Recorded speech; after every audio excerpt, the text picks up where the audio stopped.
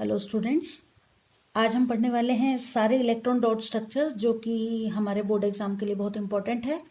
तो without wasting any time आओ जल्दी से इनको सीख लेते हैं। देखो, सबसे पहला इलेक्ट्रॉन डॉट स्ट्रक्चर है हाइड्रोजन मॉलिक्यूल का।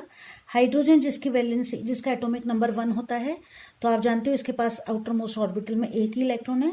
दोनों अपने एक एक इलेक्ट्रॉन का साझा करके और मॉलिक्यूल ऑफ हाइड्रोजन बना लेते हैं, जिनके अंदर पाया जाता है सिंगल बॉन्ड।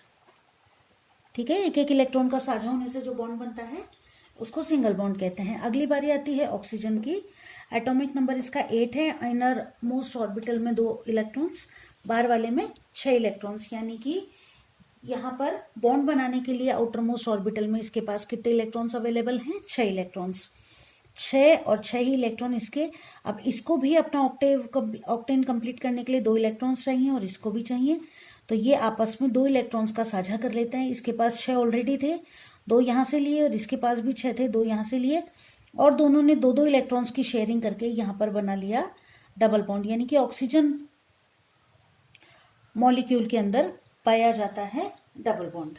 तीसरी बारी आती है नाइट्रोजन की। एटॉमिक नंबर इसका 7। अंदर 2 इलेक्ट्रॉन्स, बाहर वाले ऑर्बिटल में 5 इलेक्ट्रॉन्स पाए जाते हैं। ऑक्टेन को कंप्लीट करने के लिए कितने इलेक्ट्रॉन्स चाहिए? 3 इलेक्ट्रॉन्स और चाहिए, 5 और 3 इधर से, और यहाँ भी 5 और 3 इधर से। 3-3 इलेक्ट्रॉन्स का साझा करके ट्रिपल बॉन्ड बनता है यहाँ पर, और नाइट्रोजन मॉलिक्यूल कंप्लीट हो जाता है। अगली बारी आती है मीथेन की। देखो, मीथेन के अंदर सेंट्रल कार्बन एटम है। कार्बन जिसकी वैलेंसी 4 होती है, अंदर 2 इलेक्ट्रॉन्स और बाहर 4 हैं। ये कार्बन 1, 2, 3 और 4 के जो ब्लैक डॉट्स, ब्लैक क्रॉस दिख रहे हैं आपको, ये कार्बन के लिए हैं। इसके बाद हाइड्रोजन के पास एक एक इलेक्ट्रॉन्स हैं।